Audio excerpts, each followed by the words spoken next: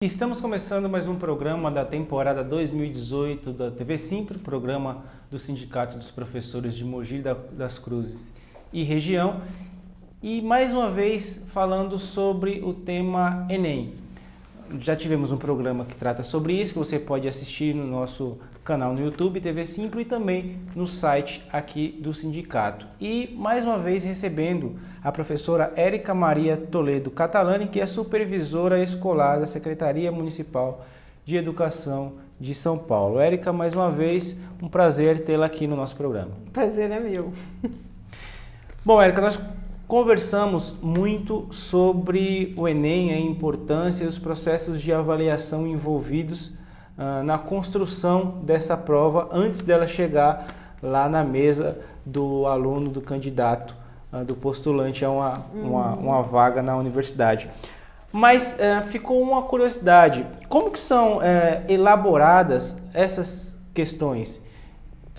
Elas passam por um crivo, tem um processo de análise antes dela ser colocada efetivamente na prova? Sim. Bem, inclusive, diria que esse é um grande diferencial, né, na elaboração dessa prova, né, do ponto de vista de como se produz uma questão de prova de modo mais usual, né? E muitas vezes nós não temos acesso ao entendimento, ou o entendimento em relação... Você tem uma noção de quantas pessoas estão envolvidas no processo de criação, obviamente por disciplinas, mas de quantos professores estão envolvidos? É dividido por região? Não, vão todos... No INEP... Bom, tiveram momentos diferentes de como elaborar, né? Já tiveram formas de elaborar diferentes. Eu, por exemplo, já fiz parte de equipes que sou da área de matemática, né? Hoje há uma forma de contratação pelas próprias, no caso os institutos, né, educacionais. O INEP faz uma contratação para eles elaborarem, e aí fica só uma parte final para o próprio INEP, enfim, revisar essas questões. Entendi. Né? Fazer uma última revisão, porque o próprio instituto também teria que tanto elaborar como revisar e entregar a questão pronta, mas aí sempre tem uma última etapa no próprio instituto. Todo ano tem sempre uma polêmica envolvendo uma ou outra questão do Enem. Assim como os alunos que chegam atrasados para fazer a prova, uma ou outra questão sempre gera uma polêmica. Como que são escolhidos, uma curiosidade, como que são escolhidas as pessoas que fazem, que participam da elaboração dessa prova? Então, é um concurso? Normalmente o INEP, então vou dizer como está hoje, né? O INEP abre um edital de chamamento para colaboradores do Banco Nacional de Itens, né? E no caso do Enem, né, porque tem elaboradores de item para a Provinha Brasil, para a ANA, para a Prova Brasil, e tem para o Enem, tem até para o ENAD também, né? Mas para o Enem ele faz um edital de chamamento, e aí as universidades se inscrevem, né? Os interessados se inscrevem, né? E aí existe uma capacitação e um grupo de professores. Então, assim, essas questões são elaboradas por professores da área, né? A questão é que nem sempre isso acaba sendo representativo do Brasil inteiro, né? Porque você tem poucas universidades que acabam se inscrevendo, né? E já teve um momento, por exemplo, que o Enem tinha como elaboradores um grupo de professores que era chamado. Também é sempre na forma de edital. Eu, por exemplo, já fui chamada para elaborar, mas isso lá em 2009, fiz parte de um grupo que elaborou um conjunto de... Então eles chamavam um grupo grande, né, mais ou menos umas 40, eu estou chutando, mas temos umas 40 pessoas por área, e a gente por área a gente elaborava, e vinha do país inteiro, né? Tem que comprovar, tem uma titulação. Então, assim, a hora que faz o chamamento, na verdade, já tem as condições e há um processo seletivo Eu estou dizendo quando chamavam professores. Bom, agora que chamam universidades, né, tem lá um conjunto de exigências, mas eu não sei quais são, porque eu não tenho acompanhado Entendi. isso. Tá? E na sua opinião, o que caracteriza uma boa questão? O que é uma boa pergunta? Então, aí o que acontece é que é seguir tanto, então eu tenho que ter esse contexto, né? Então eu apresento, então não vou direto para a pergunta, eu vou fazer toda a apresentação desse texto básico. Depois, em seguida, né, um outro elemento é vir ou uma pergunta, o que a gente chama de tarefa, vou colocar a tarefa que o aluno vai responder e que tem a ver com a matriz, aquela matriz de especificações que eu já comentei, ou seja, lá um objetivo educacional que está escrito em algum lugar, eu tenho que transformar enquanto tarefa para o aluno realizar. E essa tarefa pode vir na forma de uma pergunta, então, ou uma forma de uma frase a ser completada. Entendi. Né? Então, por exemplo, se eu quiser, na área de matemática, eu posso fazer uma pergunta, né? Qual o resultado, qual a medida de tal, fiz uma situação problema, qual a medida em metros quadrados do retângulo, né? Ou a medida em metros quadrados do retângulo e aí então as alternativas. Bom, então aí depois eu tenho que configurar as alternativas, que são 5 no caso do Enem. As alternativas, uma delas só deve ser verdadeira e as outras 4 a gente chama de distratores, que parecem podem parecer assim, vou fazer respostas que não são corretas, mas não é tão simples assim. Eu tenho que seguir uma regra em que, ao olhar para essas 5 alternativas, uma delas é o gabarito, a resposta correta, haja uma homogeneidade, não se perceba facilmente qual exija um conhecimento. Ou seja, tem todo um processo, uma regra para que seja elaborado cada questão, e mesmo assim todo ano nós temos 1 ou 2 questões que geram grande polêmica, grande rebuliço aí para os alunos e para os especialistas. Érica, a gente vai continuar esse bate-papo no próximo bloco, a gente vai fazer um intervalo comercial rapidinho, não saia daí, TV Simpro volta já já.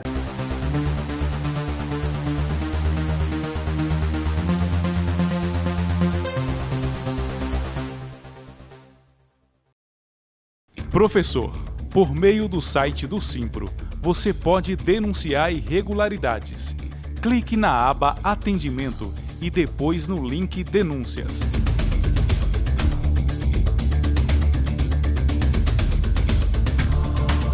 E a denúncia pode ser inteiramente anônima. Simpro Mogi e região, trabalhando por você.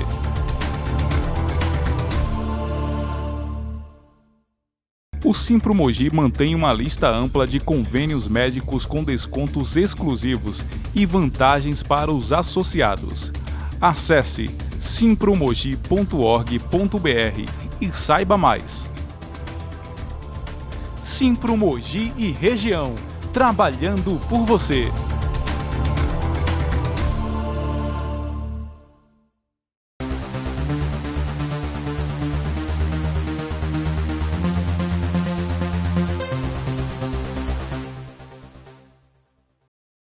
TV Simpro de volta, mais um bloco para nós debatermos um pouco mais sobre como funciona o processo de elaboração do Enem. E se você quiser assistir nossos programas anteriores e saber um pouco mais do nosso bate-papo anterior com a professora Érica, acompanhe nossas redes sociais, Facebook e também o nosso canal no YouTube, TV Simpro Mogi, e o site do sindicato, que é simpromogi.org.br.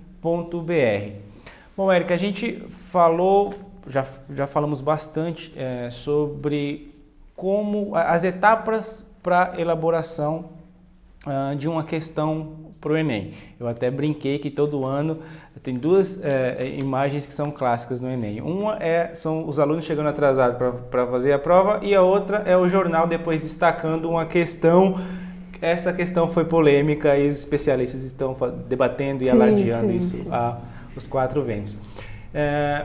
Mas eu queria que você aprofundasse um pouco mais a questão das regras para a elaboração de cada questão e também como elas são pensadas para minimizar o risco, se é que a gente pode falar assim, do chute. Para minimizar a possibilidade do chute. Isso. Porque, de certa forma, não dá para eliminar a questão do chute, né? Até porque nós temos alternativas. Até porque, às vezes, você não sabe e tem que chutar. Isso, acontece. É. Então, a ideia de um elaborador, na hora que a ideia não, a comanda mesmo que é dada na capacitação do elaborador, é que ele torne as alternativas mais homogêneas possíveis, né? Então, de modo que aquela estratégia de você eliminar, não estou dizendo que isso a gente consegue evitar, mas Sim. a gente minimiza essa coisa de você já ir excluindo, né? Quer dizer, de certo modo, até mesmo nessa exclusão, você pode usar alguns conhecimentos. E aí, num caso, porque esse é o objetivo da questão, verificar que conhecimentos você tem, que tarefas você domina, né? Então, a ideia é tentar fazer as alternativas, ou formular essas alternativas, e aí eu diria, tentar associar as alternativas que não são as corretas, elas precisam ser, de certo modo, plausíveis. O que significa essa plausibilidade e serem homogêneas?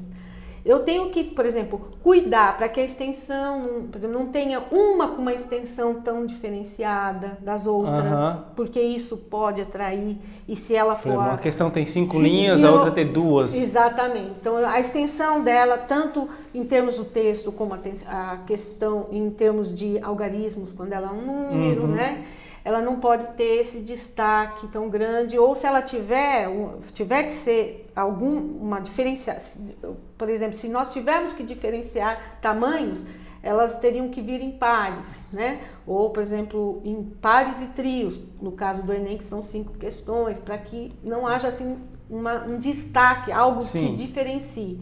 Então, a gente procura olhar para essa homogeneidade. Esse é um dos exemplos, tá? Não é só isso que a gente... não é só esse tipo de homogeneidade, mas na extensão é um tipo de homogeneidade que a gente tem que cuidar para que ela tenha, para que não haja... Porque isso favoreceria um tipo atrairia o respondente para uma das alternativas, né? E o que mais? A gente, normalmente, quando você estabelece as alternativas erradas, você tem que sempre pensar em uma hipótese do aluno que não domina aquela habilidade. Então, por exemplo, eu estou elaborando, por exemplo, uma questão que envolve um conhecimento sobre equação de segundo grau. Sim. Né?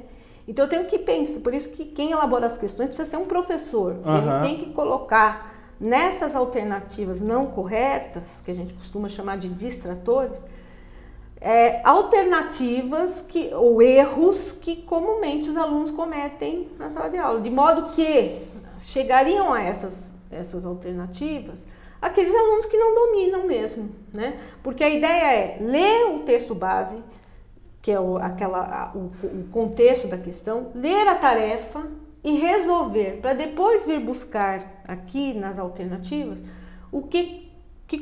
qual delas corresponde à resposta que você obteve, né? Então, isso, sem querer te interromper, mas já interrompendo, isso também é pensado para que o aluno ele não fique refém do decoreba. O aluno ele precisa, mais do que decorar uma resposta, ele precisa de fato entender e conseguir contextualizar aquele conteúdo que ele assimilou na escola. Por exemplo, é uma outra condição e regra que está lá para o elaborador. O elaborador, ao fazer uma questão, ele tem que sempre buscar, olhar lembra aquele objetivo educacional, né? Aquela tarefa cognitiva associada a um conteúdo, ele tem que olhar para aquilo e pensar no que é essencial, e não naquele detalhinho do conhecimento, sim naquilo que é relevante para aquele conhecimento, focando sempre o aluno do ponto de vista daquele que interpreta, que estabelece relações, né? Então, essa é a preocupação também na hora, e é uma regra, na verdade é uma preocupação inicial lá como objetivo, mas depois ela aparece enquanto norma, enquanto regra, no momento de elaborar a questão. E né? Até por isso a redação tem um peso tão grande. Sim, exatamente, porque leitura, né, o aspecto da leitura ele ultrapassa até, inclusive, as áreas, né? Todas as áreas, inclusive em matemática, a gente precisa interpretar, precisa estabelecer relações, inclusive textuais, né? Para resolver questões matemáticas. E a capacidade dele de contextualizar e passar uma ideia através da... Exatamente. Então, no caso, essas normas todas, elas estão a favor de sempre que o aluno responda aquilo que ele sabe. Portanto, até inclusive quando ele não acerta, a gente teria uma alternativa que teria, por exemplo, um escalonamento do erro. Por exemplo, aquele que erra. Que legal. Então, assim, esse tipo de questão, elaborado dessa forma, ele ganha um potencial pedagógico, né? E portanto, por isso essa forma de medida educacional, ela tem também, claro, acaba sendo mais, encarecendo a construção do instrumento, mas também permitindo um resultado que tenha a leitura ou a interpretação pedagógica do professor, que possa ter. Uma coleta de dados que depois pode ser avaliada e aplicada para modificar um ou outro processo de ensino. Então, infelizmente, essa forma de elaborar, ela está muito mais nas avaliações externas, mas ela teria grandes ganhos pedagógicos também, se o professor pudesse fazer a leitura desses resultados usando as informações pedagógicas que o instrumento possibilita, né? Então, o instrumento elaborado nesses moldes, né? Então, quando o aluno chega em casa e fala, mãe, a questão foi fácil para responder, mas para elaborar foi extremamente complexo. Érica, a gente vai fazer mais um intervalinho, a gente volta para conversar mais sobre isso. Você não saia daí, a TV Simpro volta já.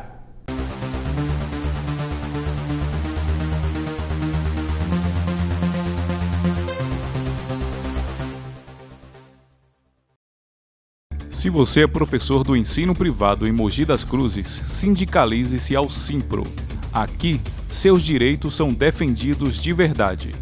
Acesse o formulário em nosso site simpromogi.org.br. Simpro Mogi e região, trabalhando por você.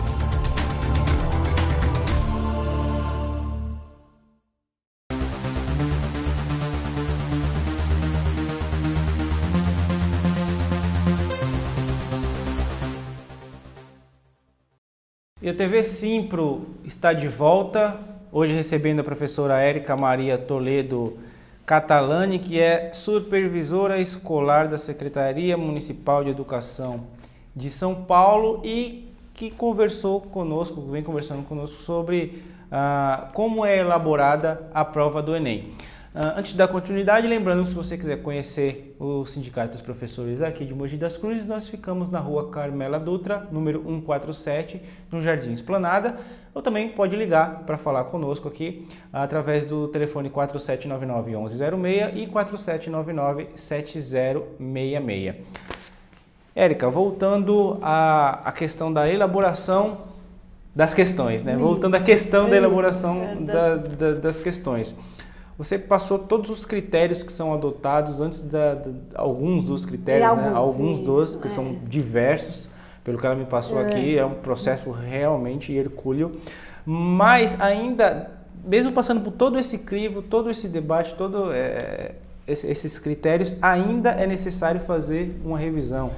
Sim. Como que é feita essa revisão? Porque o sujeito... E por que precisa fazer essa revisão? Então, assim, um professor que elabora, né, ainda pode, né, de certo modo, não ter atendido a todos os critérios, né? Então, assim, primeiramente, ele mesmo faz uma revisão do item dele, mas isso muitas vezes não garante, né? Então, o processo, né, são normas, inclusive internacionais de medida educacional, se prevê uma revisão que a gente chama conceitual, ou seja, um colega, um especialista daquela área precisa também revisar o item e ter em mente as normas, as regras que foram seguidas. Esse item ele passa em geral por quantas revisões? Olha, vou falar das avaliações, né, encaminhadas no INEP e da avaliação, no caso a Prova São Paulo, que eu inclusive estive à frente no próprio núcleo de avaliação de São Paulo. elas passam no mínimo por 2 revisões de especialistas, né? Então, 2 especialistas revisam a questão e quando essa questão é de outra área, ainda tem uma revisão de língua, né? Por exemplo, a questão de matemática passa por um revisor de língua, né? E a ideia é que essas revisões garantam que a existência realmente de um único gabarito, né? De não ter nenhum problema no texto que possa causar alguma confusão na interpretação do aluno, né? Assim mesmo, quer dizer, mesmo passando todo esse processo, né?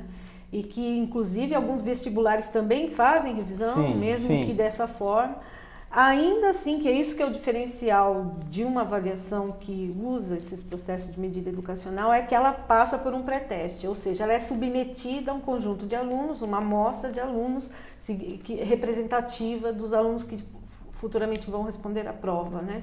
Só antes de a gente entrar nessa questão do pré-teste, que também é muito importante, eu só queria saber, ao passar por essa revisão, acontece dessa questão ser modificada? Acontece. Não só por uma questão de interpretação, mas por causa de algum tipo de divergência ideológica de linha? Pode acontecer. Dos revisores.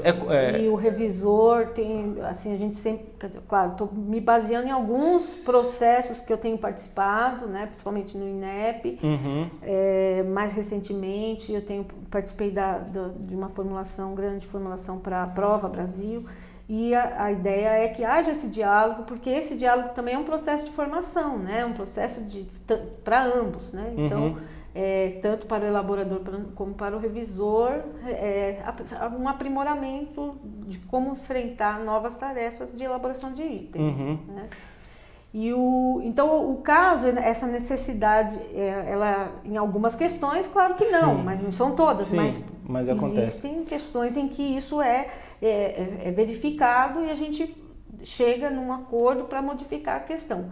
Em alguns momentos precisa de um outro colega que faça uma intervenção, enfim, mas de qualquer modo é importante dizer que provas que são elaboradas rapidamente podem sofrer desse problema. Não estou dizendo que todas elas saiam com erro, mas essa é uma questão que porque demanda tempo. E aí surge uma outra curiosidade.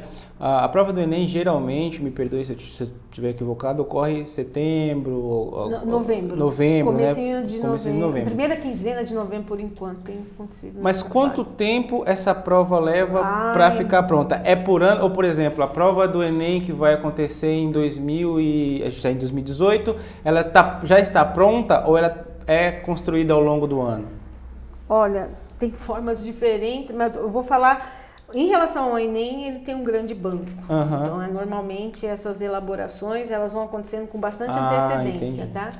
Existem outras provas, por exemplo, o ENAD, ela já tem um outro perfil, ela já não poderia ter um banco, porque assim, a questão, quando a gente formula essas questões para medida educacional, na verdade, a gente constitui bancos de questões, por isso que o chamamento se chama para o Banco Nacional de Itens. Sim.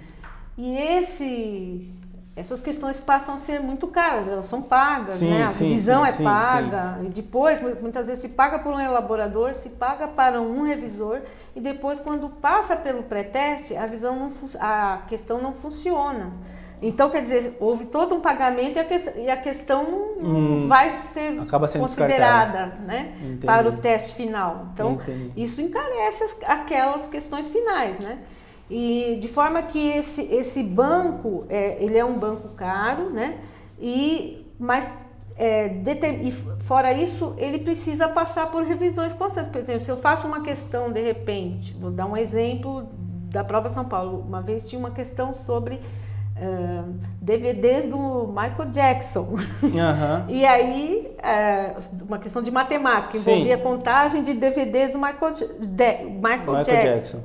Depois de um tempo a gente precisou... Lançou outros DVD. Precisa reformular, ou porque até quando DVD acontece, não é uma coisa que você compre mais, tanto ou assim. até houve o novo acordo ortográfico que exigiu... Exatamente. Então tem que passar por revisões. De modo que alguns, no caso do ENAD, por exemplo, como ela trabalha com os cursos de graduação que passam por modificações mais rapidamente, a elaboração de itens ela é antecedente também, mas não com tanta antecedência. Entendi. Não dá para formular grandes bancos, então tem diferenças, mas a questão é que é importante investir em constituição de bancos. No Brasil a gente não tem um investimento nisso. As pessoas estranham, porque realmente é caro, não estão acostumadas, porque normalmente usualmente alguém senta para fazer uma prova, ela senta e faz uma questão, né? O professor normalmente faz isso. E aí isso causa um estranhamento. Infelizmente a gente não tem bancos disponíveis e isso é algo que atrapalha na hora de construir um instrumento, né? Que com essas características que permitem então interpretações pedagógicas. Bom, Érica, a gente está chegando ao finalzinho do nosso programa, desse nosso bate-papo, mas antes de concluir, eu queria que você falasse rapidamente sobre o pré-teste. O que é e por que funciona? O pré-teste ele acontece então com esse grupo de alunos que respondem e aí a gente vai ver se a questão está funcionando. O que é uma questão que funcionou bem? Na verdade, a gente segue parâmetros estatísticos ou psicométricos para verificar isso, mas basicamente, de modo geral, uma questão funcionou bem quando eu olho para a prova como um todo, né? E vejo os alunos que se desempenharam melhor, eu separo grupos, os que se desempenharam melhor, os que se desempenharam não tão bem assim, que estariam, por exemplo, mais no início, dominando apenas questões mais simples, não tão complexas, separando esses dois grupos, isolando esses dois grupos, eu preciso ter uma diferença de acertos, ou seja, não estou dizendo que no grupo dos que se desempenharam melhor, pode acontecer mesmo sendo o grupo dos que se desempenharam melhor, ter algum que errou o item. Entendi.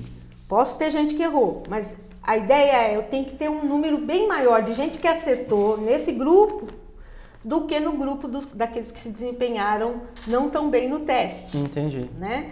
Esse grupo pode ter gente que acertou, porque ainda não consigo eliminar totalmente o chute.